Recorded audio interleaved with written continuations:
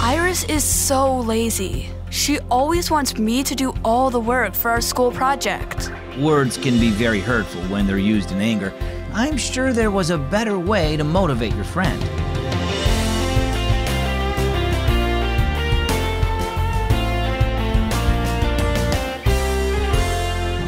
Hi, and welcome to Keys for Kids. I am so glad that you're listening today. As always, I'm Zach. Have you ever heard sticks and stones may break my bones, but words will never hurt me? Well, it's not really true. Mean words can hurt a person very deeply. The writer of Proverbs put it like this in chapter 12, verse 18, when he said, "The words of the reckless pierce like swords, but the tongue of the wise brings healing." Now for our story. It's entitled, The Mangled Slipper. "Look at what Otis did!" Maria showed her father her soggy, torn slipper. "I scolded him and put him outside." "I'm sorry, honey," Dad said as he took the mangled slipper. "I can see that little puppy needs a lot more training." Mom spoke from the doorway. "Maria, Iris is on the phone for you." She held out the phone.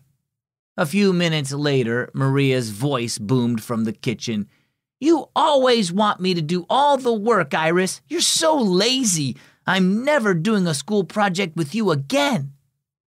"What was that all about?" asked Mom when Maria returned her phone. "I thought Iris was your best friend." She caught me at a bad time," mumbled Maria. "Did your sister catch you at a bad time too?" asked Mom. "I heard you yell at her this morning." Maria blushed. "She always bothers me when I'm tired, but I told her I was sorry." Maria brightened. "I'll call Iris back and apologize to her." Just then, Otis whined at the door. "I think Otis wants to come in and apologize too," said Dad, handing the chewed-up slipper to Maria.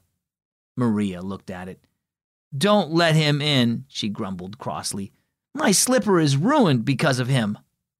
Dad nodded. "You know, Maria, even if you forgive Otis and let him in, it won't fix your slipper. That's mangled for good." "I know that," said Maria. "That's why I'm mad at him." "Well, feelings can be mangled just like your slipper," said Dad.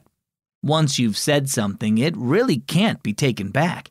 You can be sorry and say so, but the words have already hurt. Often there's no way to repair the damage." "That's right," said Mom. "There are several people you need to apologize to, but even if they forgive you, you've still hurt their feelings. You need to be more careful to control your tongue and not say hurtful things in the first place." "But I don't know how," said Maria. "Think before you speak," said Dad. "When you feel angry, count to 10 before you say anything. And most of all, remember that Jesus gives you the ability to love others the way He does. Trust Him to help you speak in love, not anger." Well, what about you? Do you say things that you don't mean? It's easy to do. The Bible has a lot to say about how much trouble your tongue can cause. It also gives the cure. Let the love of Christ in your heart control what you say. If you've had trouble controlling your tongue, apologize to those you've hurt. Then use your words to encourage others and solve problems in a loving way. Our key verse today is Proverbs 12:18. "The words of the reckless pierce like swords, but the tongue of the wise brings healing." And our key thought today, use your words in a loving way. You know what? I love to hear from listeners just like you. So if you ever have a question about God or the Bible or anything else, you can send it to me.